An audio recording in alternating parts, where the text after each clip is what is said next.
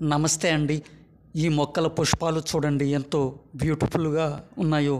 ఇవి కొన్ని ప్రాంతాలలో విరివిగా కనిపిస్తూ ఉంటాయి. మొక్క ఆకులు మిరప ఆకుల వలె చిన్నవిగా, పుష్పాలు వైలెట్ రంగులో ఉంటాయి.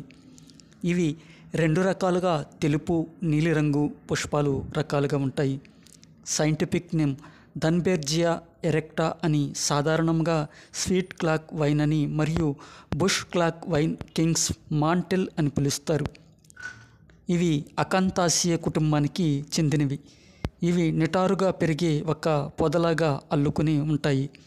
ఇవి 4 అడుగుల వరకు పెరిగి రెమ్మలు చతుర్భుజంగా ఉండి ఆకులు అండాకార దీర్ఘవృత్తాకారంలో విరుద్ధంగా అమర్చబడినట్టు మనకు కనిపిస్తాయి.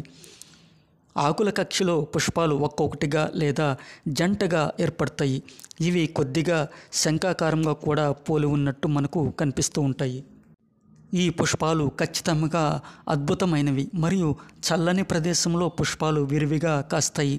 కింగ్స్ మాంటెల్ పశ్చిమ ఆఫ్రికాకు చెందినవి కానీ సాధారణంగా భారతదేశంలో కూడా సాగు చేయబడుతున్నాయి. ఈ మొక్కను తెలుగులో నీలకాంత మరియు ఇంద్రకాంతి అని కొన్ని ప్రాంతాలలో పిలుస్తారు. ఇందులోనే ఔషధ ఉపయోగాలు ఇతర దేశాలలో నిద్రలేమి, డిప్రెషన్ మరియు యాంగ్జైటీ మేనేజ్మెంట్ కోసం ఆకులు, పుష్పాలను ఉపయోగించబడుతుందని వైద్యులు చెప్పడం జరిగింది. నీలకాంత ఆకులను నలిపినట్లయితే అదో రకమైన వాసన వెలువడి మనకు కళ్ళు తిరిగినట్టు అనిపించి కొంతమందికి వామిటింగ్ అయ్యే ప్రమాదం కూడా ఉంది. ఈ ఆకులలో మిథనాలిక్ సారం ఉన్నందున జంతువు నమూనాలపై మత్తుమందు మరియు యాంజియోలైటిక్ కార్యకలాపాలను ప్రదర్శిస్తుందని వైద్య నిపుణులు చెబుతున్నారు.